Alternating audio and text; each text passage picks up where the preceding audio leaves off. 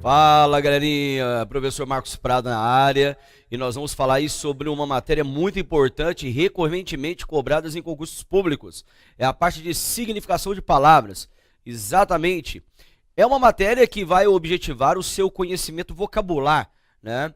Seja CESP, Carlos Chagas, ESAF, FUNRIO, a OCP, o EG, todas as bancas preferenciam esse tipo de conteúdo, né? Que é saber, né, do candidato se ele tem o conhecimento vocabular necessário, né, adequado para aquilo que ele está almejando, né? Então é muito comum, né, para toda e qualquer prova de concurso público, seja para nível médio, superior, áreas específicas, né, a cobrança da parte de significação de palavras. Então já vamos aqui conceituar o que é essa significação de palavras. Vamos colocar aqui, ó. Vejamos então. Significação de palavras. Significação de palavras. O que é a significação? É a parte da teoria. É a parte da teoria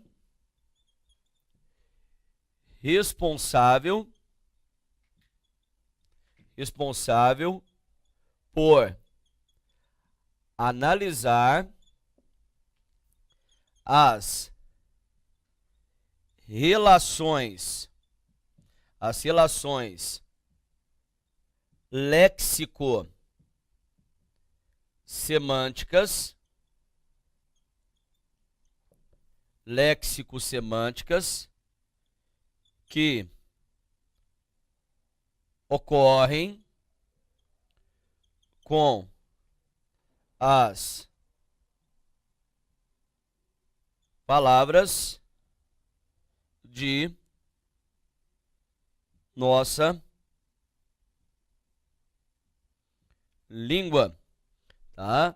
Então, quando nós falamos aqui em léxico, nós estamos falando em estrutura.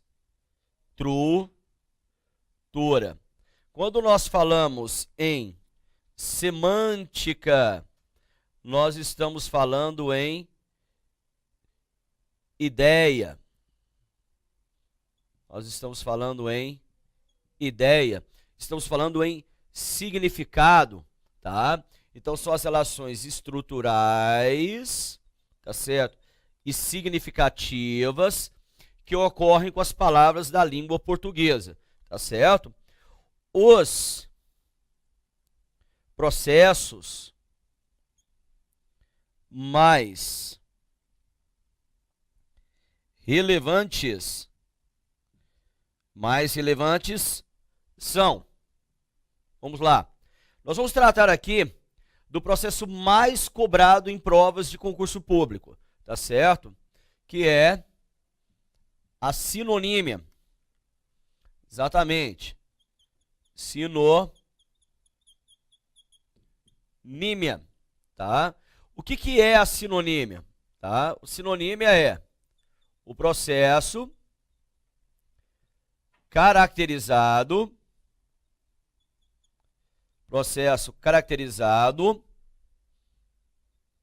pelo uso de palavras sinônimas.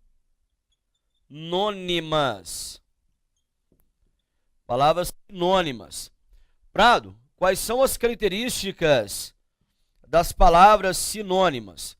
Bom, quando eu vou analisar uma palavra, tal palavra será analisada em 3 aspectos: a escrita, a pronúncia e o significado. Então, quando eu falo em sinonímia, quando nós estamos falando em sinonímia, nós temos, ó, as escritas diferentes, nós temos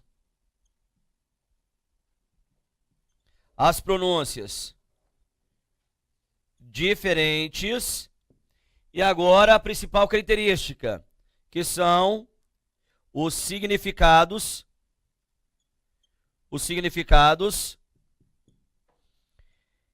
iguais. Exatamente. Então, o que nós temos aqui, e é importante observarmos na relação de sinonímia, é que os significados sempre serão iguais. Apesar de nós termos palavras com escritas diferentes e com pronúncias diferentes, tá certo? Tá. Qual que seria, então, Prado, um exemplo, né, do que nós vamos aqui trabalhar? Então, vejamos aqui, ó.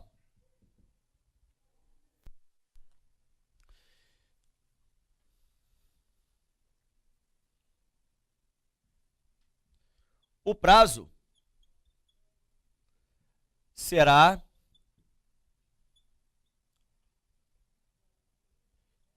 diferido com I. O prazo será diferido como solicitou. Então vejam, como já foi feito em outras provas, como por exemplo na prova de auditor da Receita Federal, em que apareceu a cobrança do verbo diferir. Lembrando que nós temos a palavra parônima deferir com E e o diferir. Comumente, né, habitualmente, a palavra diferir é usada no sentido de diferenciar, que é um significado registrado recentemente, tá? É um registro popular segundo a lei de Noah Chomsky, pai da linguística, em que ele diz que tudo aquilo que o povo fala torna-se registro. De tanta palavra diferir ser usada no sentido de diferenciar, acabou que se registrou também esse significado. Mas, na realidade, diferir, dentro das doutrinas, principalmente direito, como direito do trabalho, né, processual penal, aparece no sentido de procrastinar. Como também poderia ser o sentido de postergar.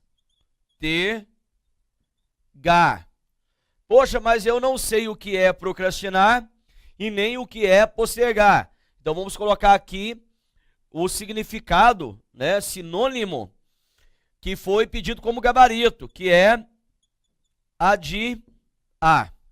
Então, se nós dizemos que o prazo foi procrastinado, postergado, diferido, então é a mesma coisa que dizer que ele foi o quê? Adiado. Então, tudo o que nós temos aqui, amados, ó, essas 4 relações aqui que nós observamos, nós temos o que chamamos de sinonímia, tá certo? Essa sinonímia, ela é cobrada dentro de várias classes gramaticais, como, por exemplo, verbo, mas pode ser cobrado, por exemplo, na relação de um adjetivo, tá? Pode ser também. Vejam aqui, ó.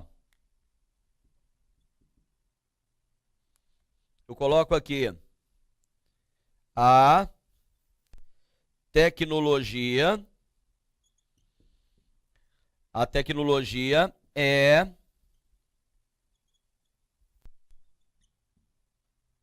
obsoleta. Exatamente, não é obsoleta, não. É leta. Não é obsoleto, é obsoleto. Isso. Você não tem um neto, você tem um neto. Você não viu um feto, você viu um feto. Exatamente, tá? Então, obsoleta, como neta, tá? Obsoleta, a mesma coisa, então, que ultrapassada.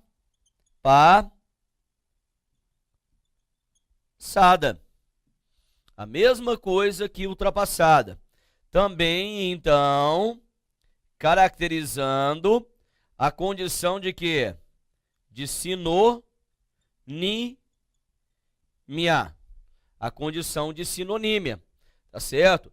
Poderíamos também, né, trabalhar na condição de substantivo. Olha só. Quero conhecer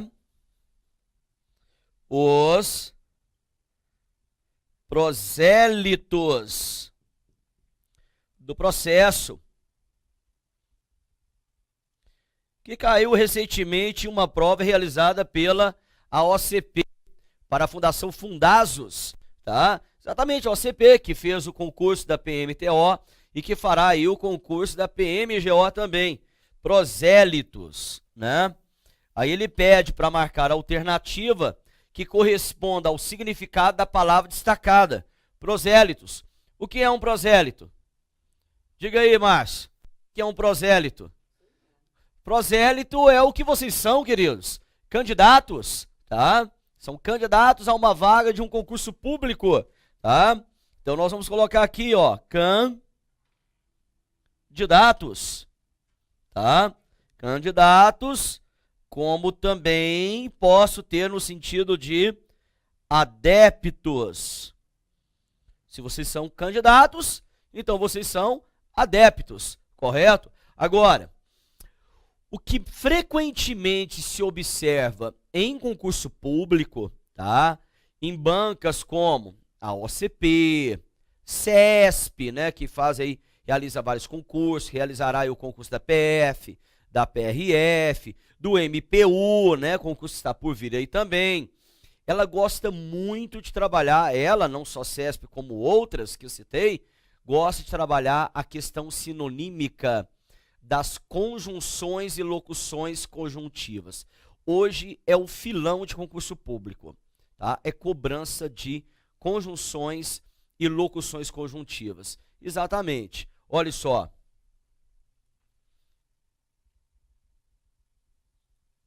Vejam aqui, ó. Vamos colocar como observação para nós, ó. Observação. A sinonímia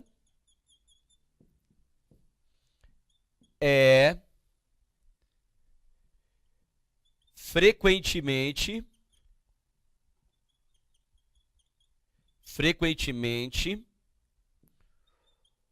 cobrada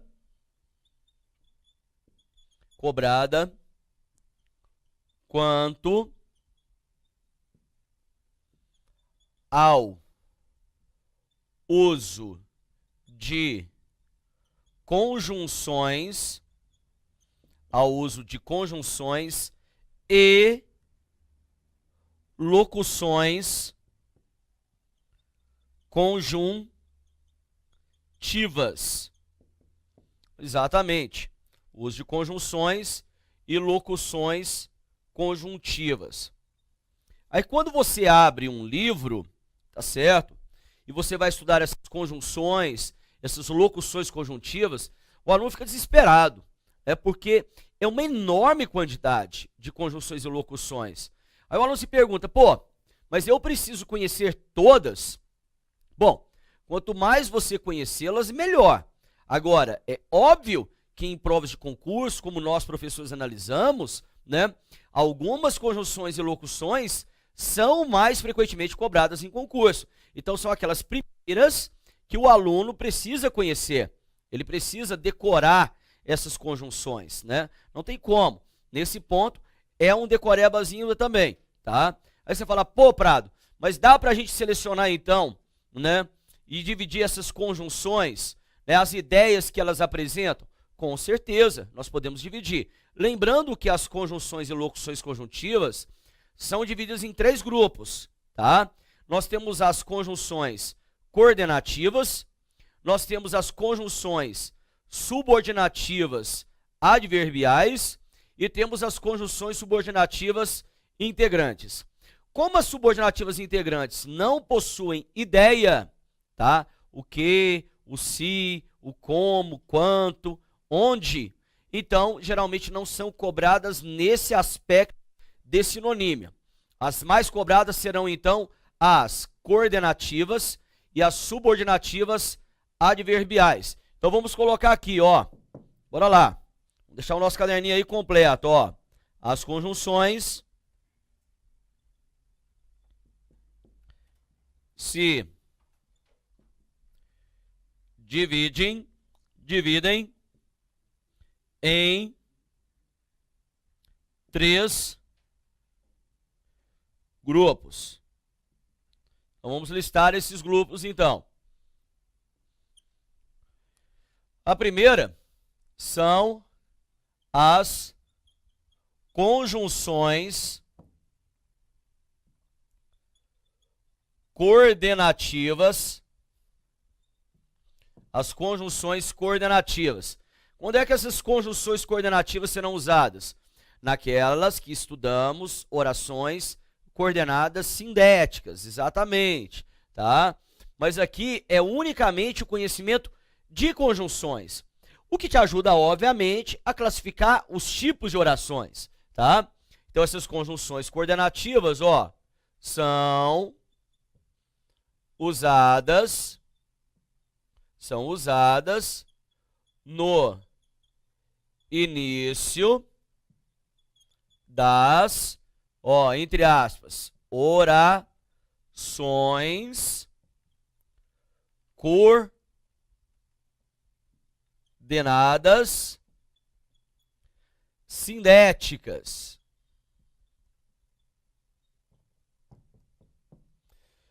Orações coordenadas sindéticas. Quais são elas? Então vamos aqui dividi-las. Eu tenho aqui as aditivas. Prado, quais são as aditivas mais comuns? Eu tenho o e, o nem, o mas, também e o como. Como também, certo? Então, o que a gente deve observar aqui, ó, um exemplo. Ontem fui ao shopping e ao teatro. Beleza? Usamos o e, conjunção aditiva. Vamos usar aqui o como também, tá? Não só ontem fui ao teatro, como também ao shopping. Vejam que o verbo fui fica elíptico, né? Fui ao teatro, tá? Como mas também fui ao teatro. Ó, não só estudei gramática, mas também raciocínio lógico, tá certo? Lógico, gente, são as matérias mais importantes do concurso público, tá? Essa coisa de direito, tá? Isso é matéria cosmético, tá? O que vale mesmo em concurso público é português e raciocínio lógico. E também a matéria de atualidades, como também informática. Direito, gente, tá? Direito é matéria cosmético, tá bom? Se você quer passar em concurso público, cola em mim, tá? Né? Então, olha só. Segundo grupo, esse aqui eu vou marcar até um asterisco, ó. Preferencialmente cobradas aí pelas bancas, principalmente aí para quem estuda para o CESP, que são as conjunções adversativas. As conjunções adversativas. Por que são chamadas de adversativas? Porque estabelecem a ideia de oposição, tá? Quais são elas, Prado? Ó, eu tenho o e na ideia de mas, como a própria conjunção mas, tá? Porém, contudo, todavia, entretanto, e no entanto. Coloquei todas para vocês. Prado, como que seria o e estabelecendo oposição? Simples. Eu digo assim, ó. Cuidei das flores todos os dias e murcharam. Tá certo? Cuidei das flores todos os dias e murcharam. É a mesma coisa que dizer, cuidei das flores todos os dias, mas murcharam. Porém, murcharam. Contudo, murcharam. No entanto, murcharam. Todavia, murcharam. É trocar literalmente 6 por meia dúzia. E são, relevantemente, as mais cobradas em concursos públicos. As conjunções, ó, adversativas que estabelecem a ideia de quê? De oposição. E temos outras também, né? Porque As coordenativas, elas se dividem em aditivas, adversativas, explicativas, conclusivas e alternativas, tá certo? Vamos ver agora quais seriam as conjunções explicativas, as conclusivas e também as alternativas, beleza? Então, olhem só, bora lá. Então, aqui, aproveitar esse pedacinho do quadro aqui também. Ó, nós temos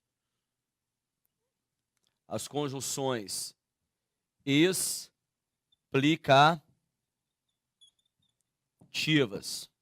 tá? Quais são aí as conjunções explicativas, Prado? Entra aí o PPP, exatamente. O que é o PPP? É o pois, porque e o porquanto. Porquanto junto, né? Eu tenho o porquanto separado, porquanto me venderá esta câmera, separado, e eu tenho o porquanto conjunção explicativa, tá certo? Aí você vai me dizer assim, Prado, mas esse pois, porque e porquanto não pode ser usado como causa? Pode. Como é que eu vou diferenciar? Pelo contexto. Dou uma dica. Em mais de 90% dos casos, para o pois e o porquê ser explicativo, o verbo da oração anterior precisará estar no modo imperativo. Exatamente. Trabalhando em imperativo afirmativo ou negativo. Então veja o exemplo que eu vou dar a vocês. Ó, não faça isso. Perguntar, por que eu não posso fazer isso? Então eu vou te dar uma explicação. Pois será demitido. Não beba isso, porque fará mal à sua saúde. Então percebam que toda vez que eu impero, né, que eu estabeleço, eu expresso o desejo, eu estou solicitando, eu estou pedindo, eu sou obrigado pela gramática a usar o verbo no modo imperativo. E se o verbo está no modo imperativo, o pois, o porquê e o porquanto são obrigatoriamente conjunções explicativas. Exatamente. Vamos colocar aqui um exemplo, ó. São conjunções importantes, relevantes, né? Olha aqui, ó. Não faça isso, pois será demitido. Então percebam aqui, ó, que eu tenho o verbo no imperativo negativo, ó. Imperativo negativo, correto? Se eu tenho o verbo no modo imperativo, então aqui o meu pois, né, porque ou porquanto, ele está obrigatoriamente estabelecendo uma explicação. Então é uma conjunção explicativa. E Prado, em que situação ele seria uma conjunção causal? Por exemplo, não vinha à aula, pois estava muito doente. Veja que uma ideia gera a outra ideia. Vejam, ó, não vinha à aula, pois eu estava doente.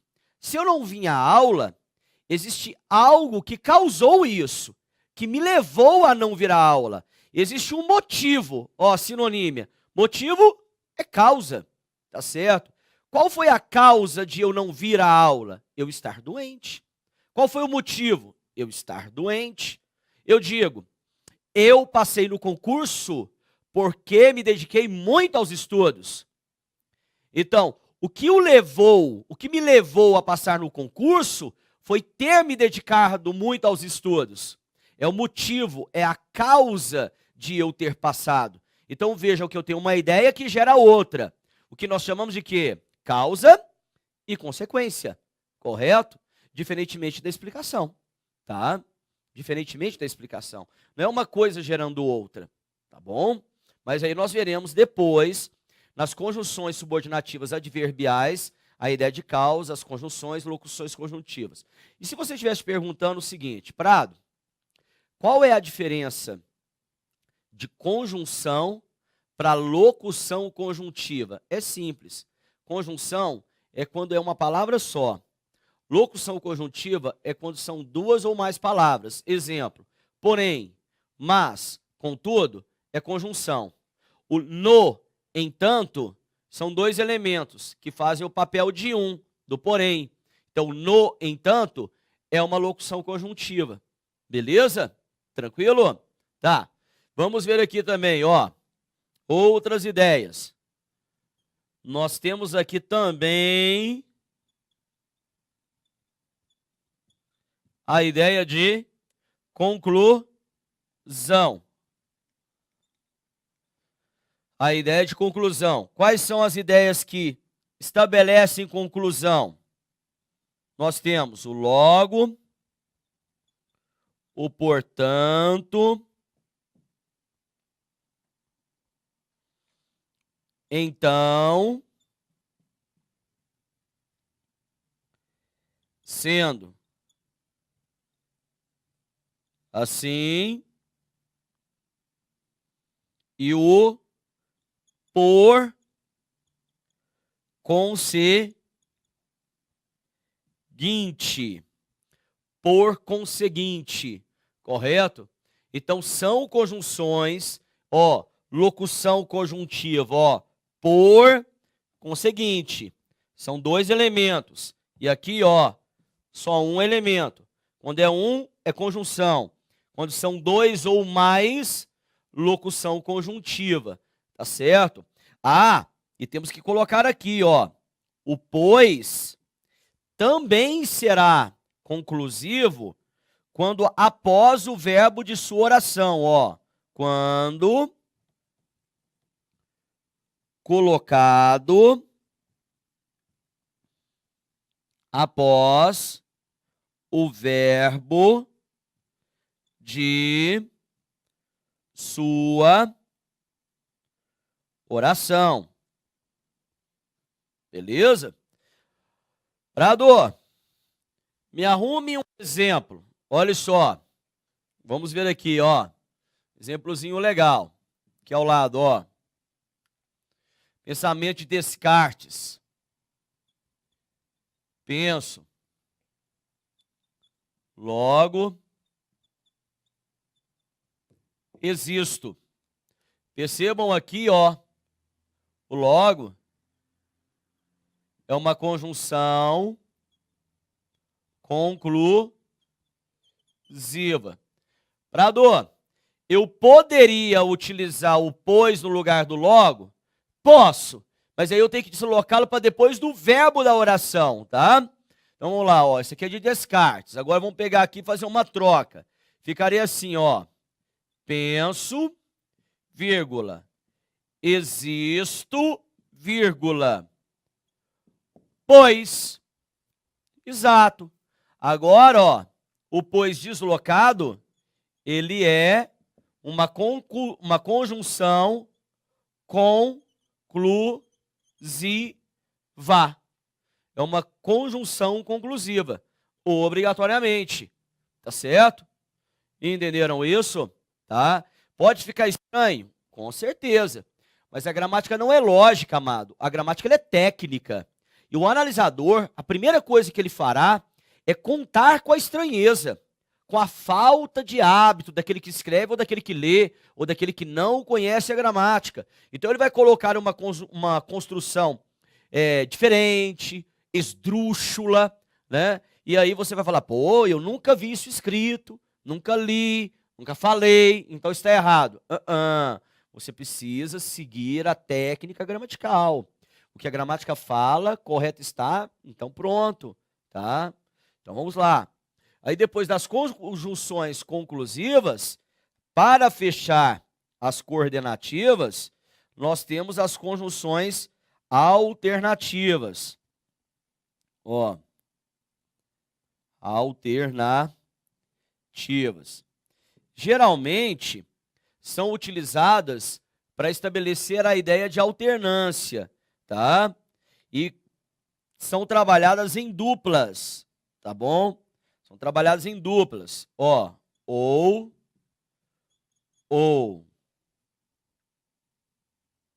quer,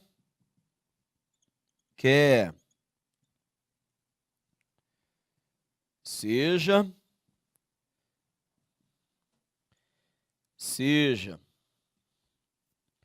ora, correto? Então, ou, quer, seja, ora. Ficará uma em uma oração e a outra em outra oração. Um pequeno detalhe. Em muitos casos, o primeiro é uma palavra de realce ou que chamamos também de partícula expletiva. Tá? Por quê? Só está ali para realçar a pronúncia. Então eu digo assim, ó, preste atenção aqui. Olha o nosso exemplo.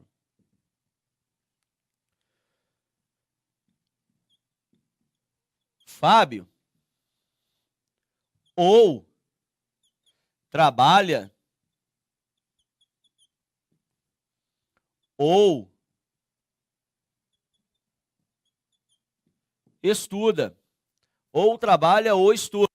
Aqui, ó, Fábio é um vocativo, né? É quem eu invoco para conversar. Você pode perceber que esta estrutura aqui, ó, essa estrutura, eu posso colocá-la da seguinte maneira, olha só. Fábio, trabalha,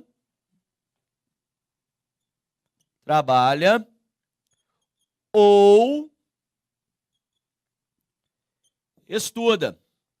Você percebe, então, aqui, que este primeiro ou, ó, ele foi retirado aqui. Então, ele melhora a pronúncia. Por isso, nós o chamamos de palavra de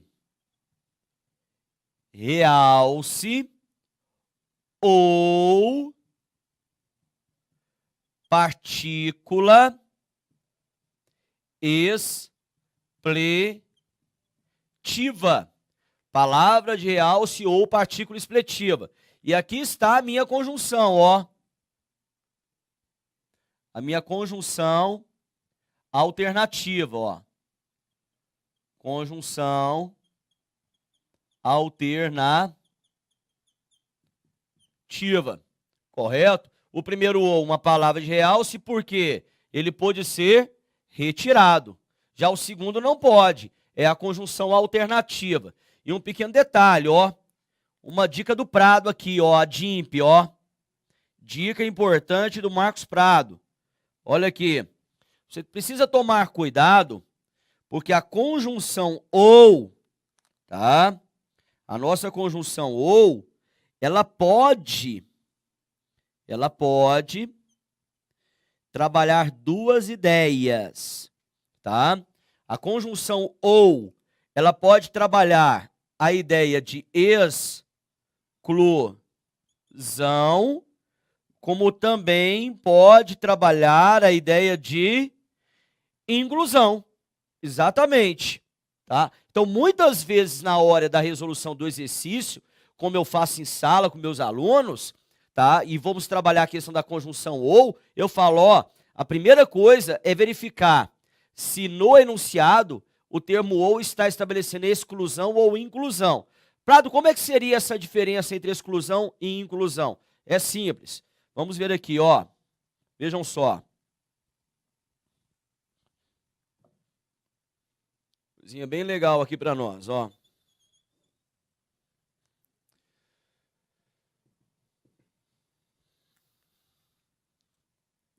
Ó, vaia ou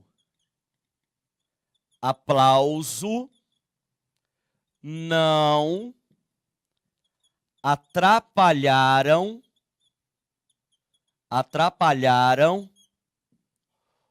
o palestrante. Então vejam só. Vamos focar aqui, ó.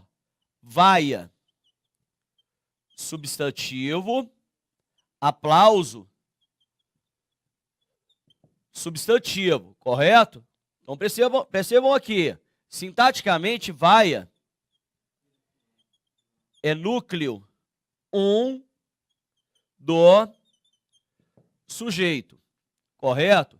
E já aplauso, ele é núcleo 2 do sujeito. Então eu tenho aqui, vejam só, um sujeito composto,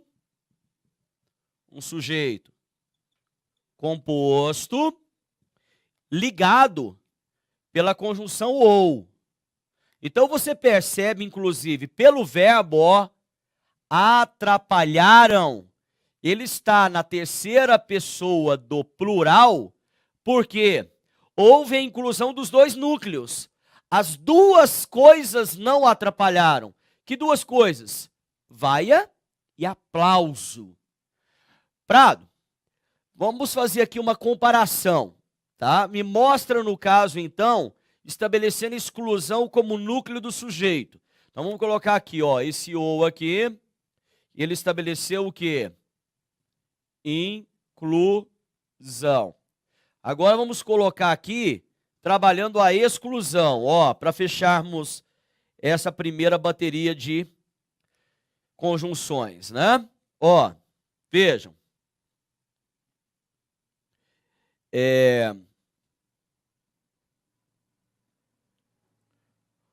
Holanda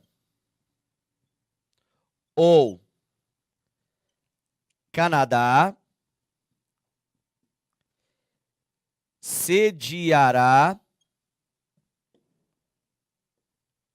o próximo congresso.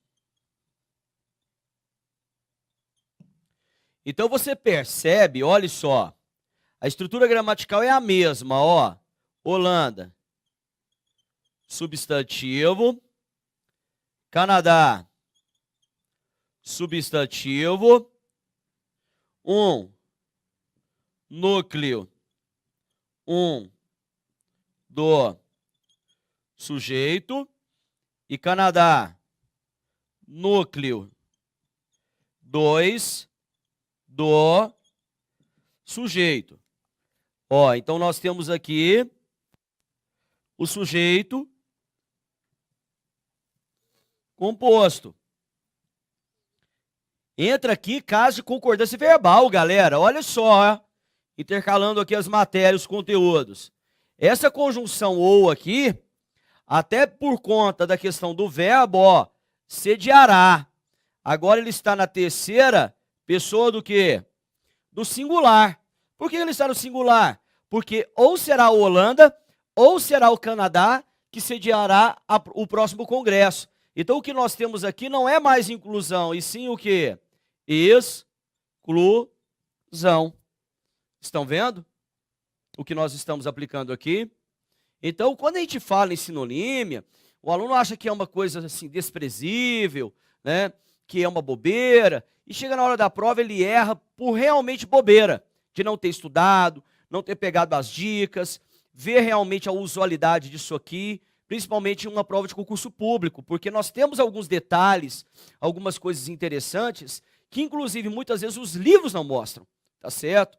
Então com isso aqui, pessoal, nós fechamos, né, ainda dentro da sinonímia, as conjunções coordenativas, e temos que falar das conjunções subordinativas integrantes e também das adverbiais, que são as maiores, né, em maior número aí na língua portuguesa. Beleza, galerinha? No próximo bloco, nós temos mais aí. Beleza?